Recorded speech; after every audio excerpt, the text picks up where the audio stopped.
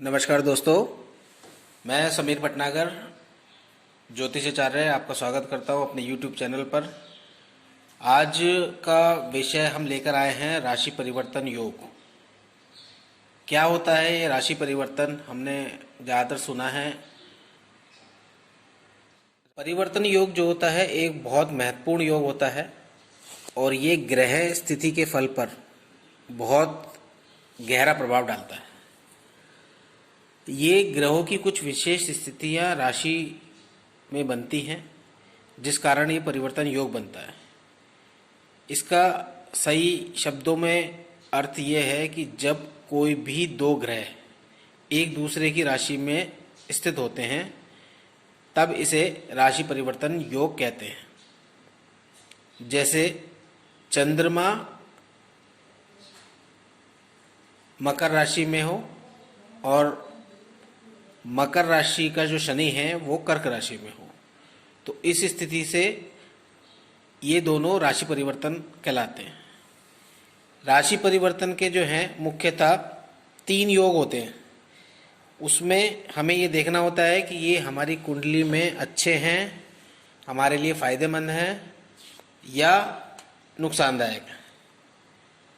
परिवर्तन योग में सबसे पहले हमें समझना होता है कि अगर ये शुभ भाव में युति बना रहे हैं, शुभ भाव का मतलब होता है लगन में हो, केंद्र में हो, त्रिकोण में हो, धन भाव में हो, लाभ स्थान में हो, अगर इनका कॉम्बिनेशन या इनका योग आपस में राशि परिवर्तन कर रहा है तो ये महायोग में परिवर्तित हो जाते हैं। जैसे लग्नेश पंचम भाव में हो और पंचमेश लगन में हो, तब इसकी श्रेणी जो होगी वो राजयोग महायोग में आती है।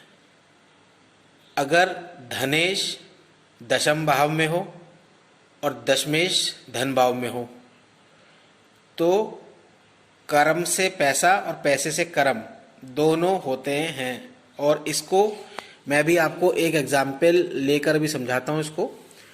और इसमें क्या होता है कि ये बहुत शुभ फल देने वाले माने गए हैं। इससे कुंडली का बल एकदम अधिक बढ़ जाता है और परिणाम में सकारात्मक ऊर्जा आती है। और सबसे अच्छी बात यह है कि जिन 2 भावों में स्वामियों में राशि परिवर्तन होता है उन दोनों भावों का बल बहुत बढ़ जाता है। उसके कारक संबंधित तत्वों में जीवन में अच्छी प्राप्ति होती हुई देखी जाती है।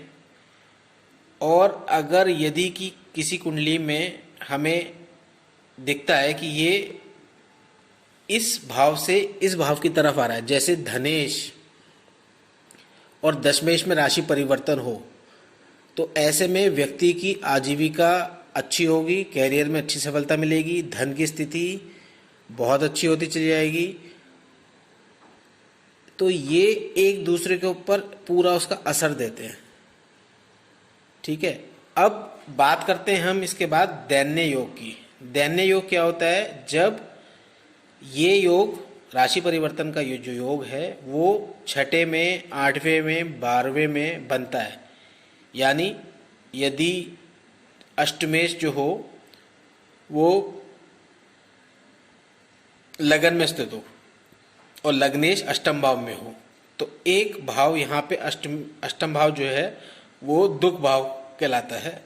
दुख भाव का स्वामी अगर लग्नेश के हो रहा है तो इसका मतलब ये कहीं ना कहीं उस स्थिति को प्लस माइनस करके माइनस कर रहा है। यानी एक अच्छा भाव है और एक खराब भाव है। अगर दोनों पाप भाव के स्वामी का आपस में राशि परिवर्तन हो तो ये और संघर्ष की उत्पत्ति इससे बढ़ जाती है। जैसे 6ठे का 8वें में हो, 8वें का 6ठे में हो, या 6ठे का 12वें में हो, 12वें का 6ठे में हो।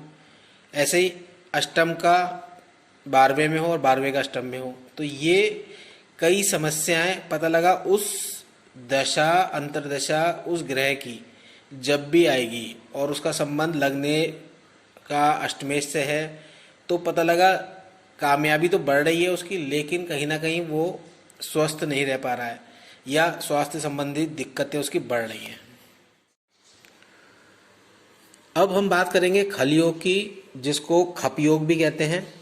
कई लोग कहते हैं कि इतना काम में खपने के बाद भी रिजल्ट नहीं आ रहा है, ये वो खप योग है। इसका मतलब ये है कि यदि तीसरे भाव का स्वामी केंद्र, त्रिकोण, लाभ, धन आदि के स्वामी के साथ राशि परिवर्तन हो तो इसे खल योग कहते हैं। यदि लग्नेश तीसरे में हो और तृतीयेश लगन में हो, पंचमेश तीसरे में हो और तृतीयेश पंचम में हो, इस तरीके से कोई भी योग आता है तो ये खल योग बनाता है।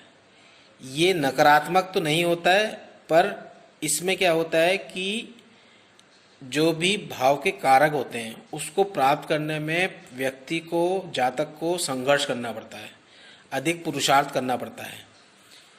और अगर यदि ये दशमेश और तृतीयेश का राशि परिवर्तन हो तो व्यक्ति को अपना आजीविका या करियर की सफलता के लिए बहुत मेहनत करनी पड़ती है।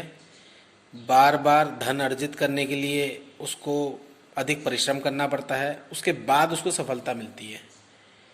और इसमें एक चीज़ हमने ये देखने में बहुत सारी कुंडलियों में देखी है, यदि तीसरा भाव का स्वामी पाप भाव के स्वामी के साथ राशि परिवर्तन हो तो भी दैन्य योग बनता है। इसमें व्यक्ति के जीवन को प्रभावित करने में इसकी महत्वपूर्ण भूमिका होती है, पर यह कई बार योग अच्छा भी फल देता है और बुरा भी देता है। पर इसको फिर भी देखना पड़ता है कि ये योग किस श्रेणी में आ रहा है, कौन सी स्थिति में किसका परिवर्तन कर रहा है, ये देखना बहुत ज़रूरी है। यहाँ अब इस उदाहरण में मैं आपको एक जन्मपत्री दिखा रहा हूँ। काफ़ी सूत्रों के बाद ये जन्मपत्री समझ में आई कि इससे अच्छा उदाहरण नहीं मिल सकता है। अब इस कुंडली में देखिए, कर्क लगन की कुंडली है। कर्क लगन की कुंडली का स्वामी चंद्रमा सप्तम भाव में शनि के घर में मकर राशि में बैठा हुआ है, और मकर राशि का स्वामी चंद्रमा लगन में बैठा हुआ है। यहाँ पर आप देखिए, ये एक राशि परिवर्तन योग बन रहा है।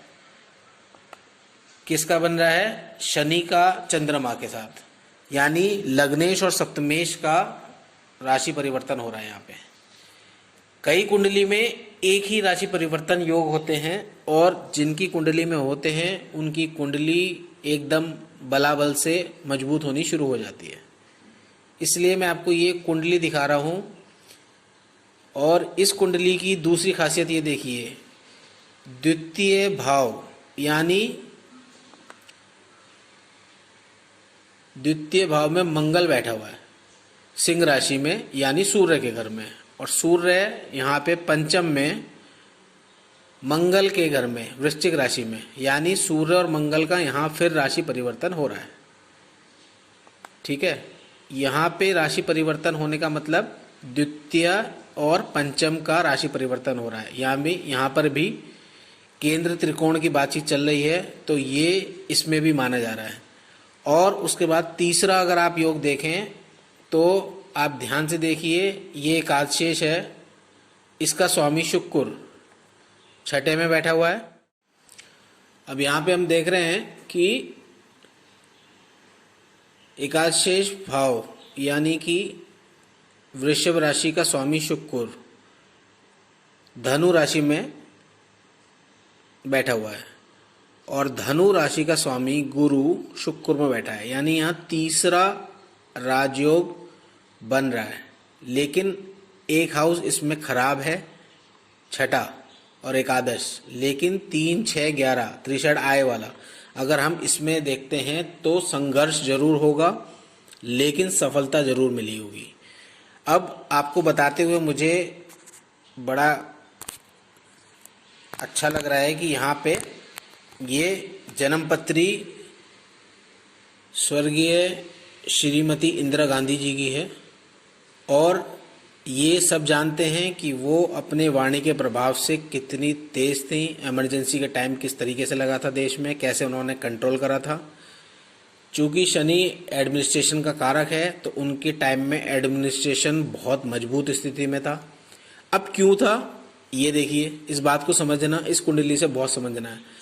शनि और चंद्रमा का राशि परिवर्तन हो रहा है।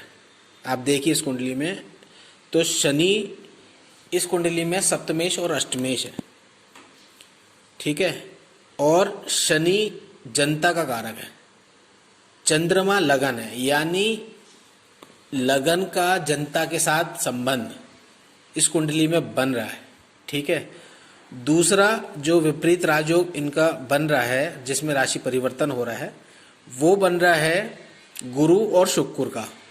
गुरु दोबारा अगर हम बात को समझें तो मैनेजमेंट संबंधित कार्यों में दक्षता लाता है, और एकादश भाव यहाँ फिर ढेर सारी पब्लिक के लिए बात कर रहे हैं, तो मास ऑफ पब्लिक यानी बहुत सारे लोगों में कंट्रोल करना, बहुत सारे लोगों को अपने अंडर में करना, अपनी सुनाना। तो शुक्र गुरु का प्रभाव दे रहा है और गुरु शुक्र का प्रभाव दे रहा है इस कुंडली में। और अगर हम धन संबंधित बात करते हैं तो द्वितीयेश यानी सूर्य पंचम में बैठा है, और पंचमेश मंगल द्वितीय में बैठा है। इसका मतलब धन भाव के लिए अपनी सत्ता को आगे बढ़ाने के लिए उन्होंने कुटुंब से ही अपने परिवार के संतान यानी राजीव गांधी को उसमें लिया, अपनी पोजीशंस को बनाए रखने के लिए। प्रधानमंत्री राजीव गांधी को उन्होंने बनाने के लिए पूरी कोशिश करी। वो बात अलग थी कि उनका अपना इंटरेस्ट नहीं था, लेकिन इस स्थिति में मंगल यहाँ फिर प्रभावशाली रूप में आया है। तो जिनकी कुंडली में राशि परिवर्तन योग एक बनता है, वो कुंडली बलाबल से मजबूत हो जाती है। लेकिन अगर हम दूसरी बात करते हैं तो 2 योग बनना और उसके बाद तीसरा योग बनना, अब इन्हें अपना स्वयं का क्या फायदा हुआ? इन्हें प्रथम महिला प्रधानमंत्री का सम्मान मिला। ये देश की पहली महिला प्रधानमंत्री थी। तो ये कुंडली के वो योग हैं जो एकदम ऐसी स्थिति बना देते हैं कुंडली में दशा और अंतर्दशा के आते ही। वही चीज़ जो हमें देखने में लग रही है कि ये यहाँ पर ये कार्य करेगी, पर वो ज़रूरी नहीं है कि वही कार्य करे। अब ऐसे टाइम में गुरु और शुक्र की जो राशि परिवर्तन हो रहा है, तो गुरु यहाँ शुक्र का प्रभाव दे के गया है और शुक्र गुरु का दे के गया है। तो मैनेजमेंट में कोई कमी नहीं रही है। अगर हम पूरी कुंडली का एनालिसिस करते हैं तो हमें समझ में आ रहा है कि किस तरीके से ये चीज़ योग में जब आती है, दशा अंतर्दशा में चलती है, तो वो कैसे देश में काल में पात्र के हिसाब से वो बदलती है। अब अलग अलग जगह अलग अलग स्थिति होती है, तो देश की स्थिति, काल की स्थिति और पात्र के हिसाब से हम उसकी कुंडली का विश्लेषण करते हैं। और ये हमें समझना बहुत ज़रूरी है यहाँ पर कि जो भी हम दशा देख रहे हैं, उस ग्रह की दशा अधिकतर ज्योतिषी ये देखने में गलती कर जाते हैं, कई बार छूट भी जाती है देखते देखते कि वो राशि परिवर्तन किस भाव से किस भाव को कर रहा है, क्योंकि उस भाव के संबंध, उस भाव के कारकों में वृद्धि होना है या उस कारकों में कमी आनी है, ये देखना बहुत ज़रूरी है। कई लोग एकादश भाव को बहुत अच्छा बताते हैं कि साहब बहुत अच्छा है, कई लोग कहते हैं बहुत खराब है, लेकिन अगर राशि परिवर्तन उसका किस भाव के साथ हो रहा है, केंद्र त्रिकोण में हो रहा है या 6, 8, 12 कॉम्बिनेशन में आ रहा है, ये देखना बहुत ज़रूरी है। तो ये कुंडली के विशेष योग हैं जो कि आपको अचानक फ़ायदा देते हैं, अचानक आपको नुकसान पहुंचाते हैं। इस चीज़ को समझना ज्योतिष के रूप में बहुत ज़रूरी है, और आप डे बाय डे प्रैक्टिस करते रहेंगे, कुंडलियाँ देखते रहेंगे, तो आपको जल्दी से समझ में आ जाएगा। दोस्तों, इसी के साथ आज की वीडियो में यही समाप्त करता हूँ। उम्मीद है ये जन्मपत्री राशि परिवर्तन योग पे आपको समझ में आ गई होगी, और आपके जो ढेर सारे कमेंट्स आ रहे हैं मुझे, उसके लिए बहुत बहुत धन्यवाद। मेरा उन लोगों से सभी से रिक्वेस्ट है जो लोग नए जुड़ रहे हैं, पहले की वीडियो वो देखते हुए चलें, क्योंकि उसी से समझ में आएगा। अगर आप अंत का एकदम वीडियो देखेंगे तो आपको समझ में नहीं आएगा। और कई लोगों को मैंने कमेंट्स में ये सुना है कि ये वाला योग रह गया है, ये वाला रह गया है। उन्होंने वो इसका मतलब पूरे वीडियो नहीं देख रहे हैं, 2-2, 3-3 मिनट के वीडियो देखते हैं। पूरा वीडियो देखें, उसमें उस टॉपिक के अलावा बहुत सारी चीज़ें भी होती हैं जो बताई जाती हैं। हेडिंग्स में सारी चीज़ें नहीं मेंशन होती हैं, तो आप वो सारी चीज़ें देखें। और आपसे रिक्वेस्ट है, पूरा वीडियो देखेंगे तो आपको एक एक चीज़ बारीकी से समझ में आएगी। इसी के साथ दोस्तों आज के लिए धन्यवाद, नमस्कार।